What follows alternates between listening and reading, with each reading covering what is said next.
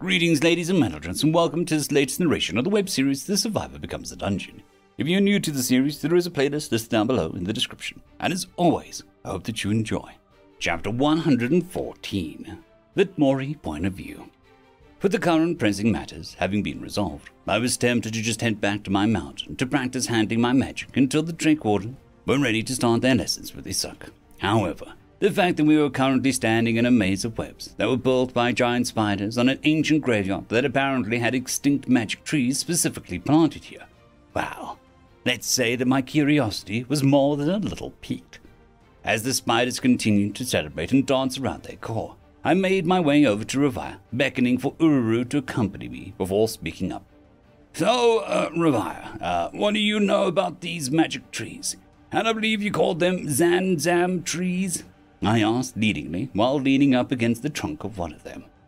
Revire took a moment to finish dictating one of her observations to Rita before looking up at me, a clear air of excitement about her as she stood tall and gestured to the biggest tree of the trio. That's right, W.R.E. These trees are known as Zanzam trees, once thought to be extinct after the bloody political revolution led by matriarch Shaxima Onimash, she explained before looking up at the trees with a small smile and sighing softly as she started recalling the history that she had learned during their studies.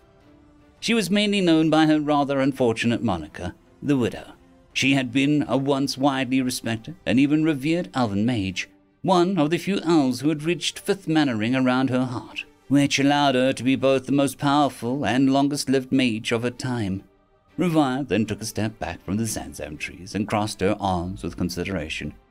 It was the last 500 years or so. Elven society as a whole has been run by an oligarchy of elders who convene once a decade to discuss worldly matters and how we choose to react, or if we even will react. It's a system that is still being fleshed out, but for the time being it has worked fine, she explained in a sort of tangential way before glancing over at me.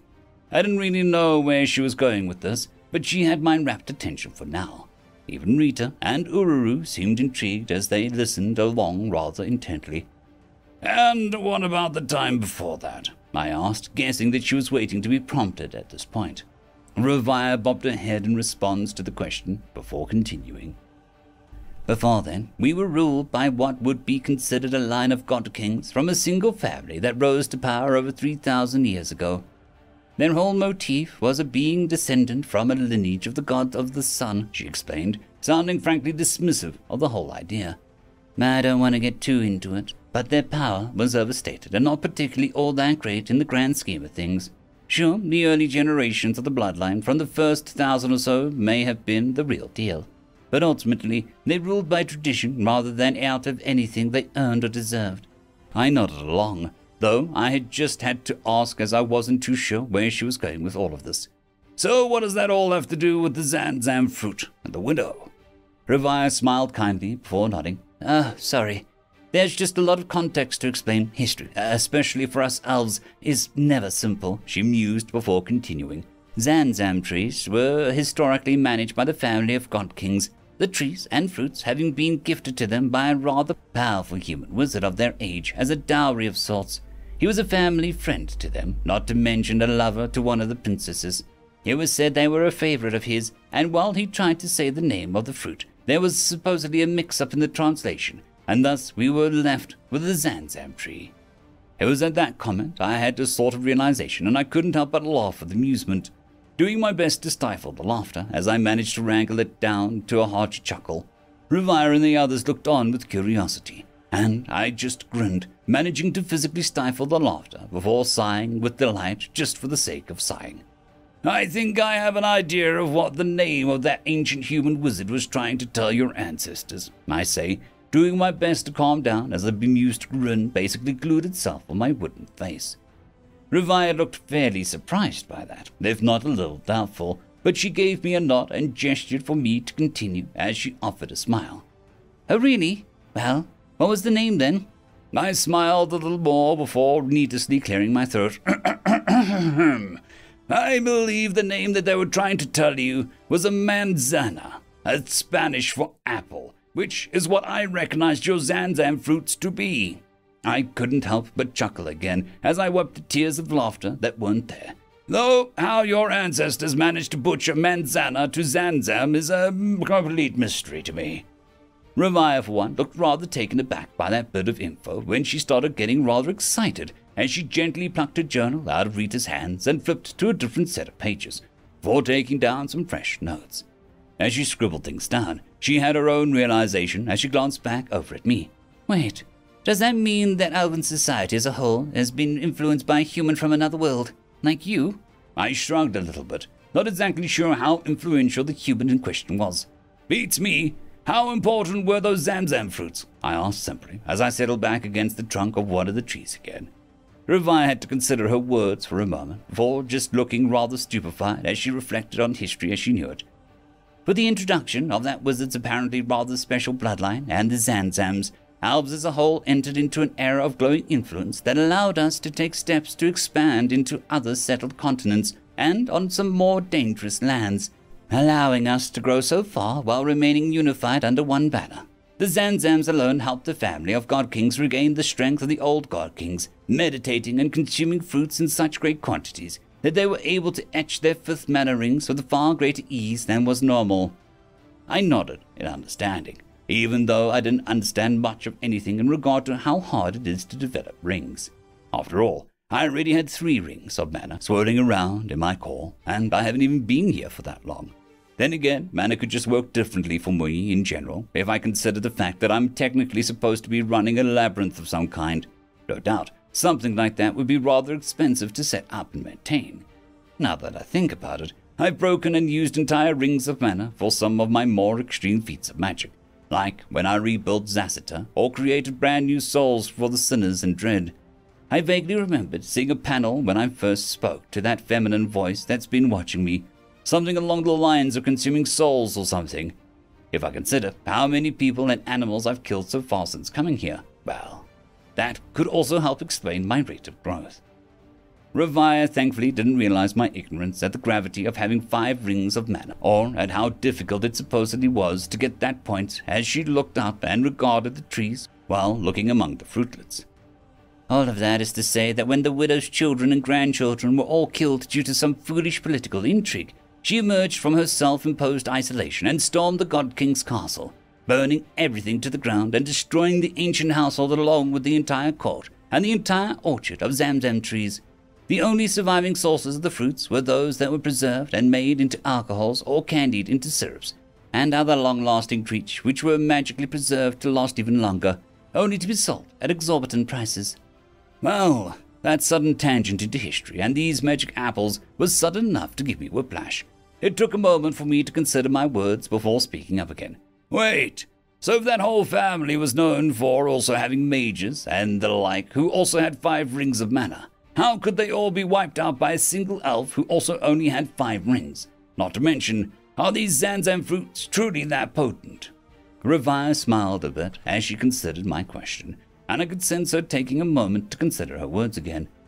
Let me put it in perspective for you. Who would be stronger in a straight-up fight? You with a knife and your years of experience, or a fool who barely knows how to handle a weapon, but said fool has a very strong gun with lots of ammo? I couldn't help but frown just a little bit at that example. I've lost a lot of good people to fools with guns. But regardless, I mentally shook my mild disapproval and considered her question more seriously. More often than not, I'd like to be able to kill the fool, getting away with a few, if not no injuries from the encounter. Revia bobbed her head expectantly before continuing. Now imagine you also had a strong gun and lots of ammo going up against a group of fools with similar weapons. How would you fare? I tilted my head side to side in consideration for a bit. With a healthy mix of luck and skill, I'd say that I could be able to kill most, if not all of them, getting away with only a few minor injuries and probably at least one serious one if it came to a straight-up fight. I'm not one to go charging in the front after all, and usually I'd never let myself get caught in a straight-up fight, as that's often the fastest way to get yourself killed. So what you're getting at is that the widow was a skilled warrior facing a group of fools? I asked, at least getting a better picture of things how she painted them the scenario this way. Revia nodded intently. That's how the battle historians seem to break it down. The difference between the God Kings, their god, and the widow was that the widow was the product of true effort and talent, having mastered her mortal form and control over her mana heart and rings for centuries by that point in her life, whereas the God Kings only had a volume of mana to match her, without nearly enough combat experience or skill to fend her off. The gods themselves were able to put up a fight, but unfortunately for them, she was unparalleled genius of her era. She then looked back up at the fruitlets before looking back down at me. As for the potency of these fruits, well, yeah, they're pretty effective in terms of mana recovery, historically recorded to be equivalent of a mana potion. With further refinement of the fruit into other concentrated products and proper meditation techniques or physical training, it can make a day of effort equal to at least a week's worth of effort. The God Kings jealously guarded the fruits in their last few centuries, consuming 8 fruits for every 2 which were allowed to be dispersed into high society or to be auctioned off into certain markets. I nodded once more, looking at the tree apples once again, before absently scratching at my cheek with no real reason. I see. Well, I heard an apple a day would keep the doctor away, but that's just excessive. That earned me an odd look from Ravia, but she didn't linger on the thought for long as she looked the trees over.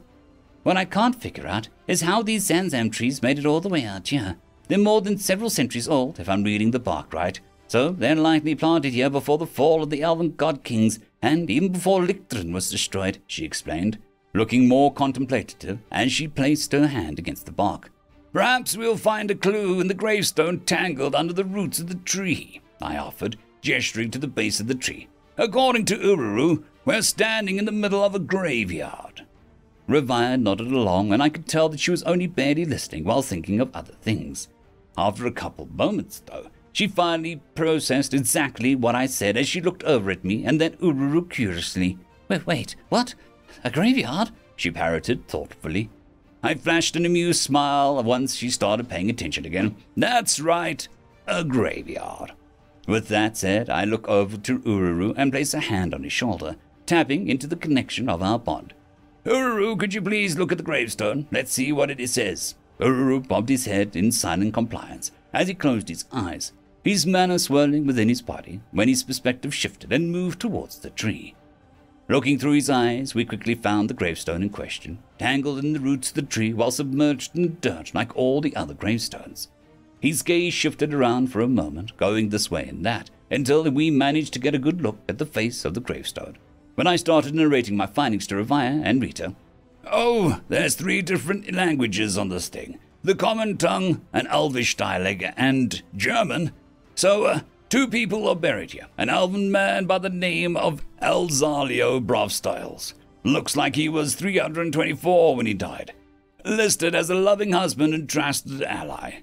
The second person is Wanderbrevstrels. I can make out some words in German that describe her as a friend, confidant, and best flyer. She was 276 when she died, and, it looks like she died the year after Azrekahl. There wasn't much else to look at, and I couldn't translate the rest of the German writing on the gravestone anyway, so I pulled away from Ururu, looking through the eyes of my avatar once again, before offering him a small smile. Thanks for the help. Ururu appeared thoughtful, still staring down at the hidden gravestone for a few more moments before looking over at me and bobbing his head again. You're welcome, Litmori. It was my pleasure, he said politely, though when he thought I wasn't looking anymore, I could sense him looking at the gravestone over again. So do you happen to recognize the name DragzoonW.R.E? I asked, looking over at Ravia once I was done with Ururu. Ravia, for her part, looked vaguely annoyed, though she was clearly playing it up for more than she actually felt as she scoffed and shook her head. It's not like I know every elf out there, Litmori. She huffed before smiling a bit and scratched the back of her head. But I suppose I could research him in the bloodline registry. He's likely to be vaguely important, maybe even affluent, or perhaps notorious if he somehow managed to not only get his hands on the Zamzam fruit, but their seeds as well, which has almost never left the grasp of the God Kings. I nodded intently, looking out to the swarm of spiders who were still eagerly celebrating their call, not paying us any mind whatsoever at this point. Orwested happened to make eye contact with me, despite being in the thick of it as the spiders bobbed up and down or danced. She simply offered a small smile, one that managed to reach her eyes, before giving her attention back to her spiders. Glancing back over to Ravia and Rita, I quirked a brow while tucking my thumbs in my pockets. I think I'm done here for now. I'll be returning to my mountain and practicing with my magic until morning. What will you ladies be up to? The two majors shared a look before smiling a bit as Revive spoke up. We'll be reviewing our memories of what we saw in Orwis's dungeon. I want to see if we can set up that strange summoning circle that we saw and figure out if we're able to make a spawner, she explained, though her excitement was clearly mounted as she took up her journal from Rita and began preemptively looking over her notes. Quite frankly, Vitmori, nobody has ever actually dreamwalked a scion as we have, let alone observed a core actively getting their scions and setting up their spawners. Even if we've never actually shared our findings, it's exciting to think that we may be the first people to actually study these in any actual capacity, she enthused, as the sense of unfiltered joy and delight was just exuded from her. Well, I didn't really get it. I could appreciate that it was clearly important to them. So I nodded once more before flashing another smile. Very well, then. I'm looking forward to see the fruits of your research, I say, while doing my best to match their enthusiasm, even though I didn't fully understand the weight of it all. The duo made their way off first, walking out of the maze this time, as the seeding to the web maze had already been covered up with a fresh patch of webbing at this point. Letting them get a head start so that we're not awkwardly following each other after having said our goodbyes, I hang around the blue corn's chamber for a while longer, turning my attention over to Uru, who is still zoned out and looking over the various gravestones again. I have a feeling he's studying them now more intentionally now that he has a better understanding of what they are. I watch him for a while longer before leaving him to it for now. He obviously got something on his mind, and I shouldn't interrupt that until he's ready to talk about it. I eventually made my way out of the maze, having gotten just a little lost on my way out of the place.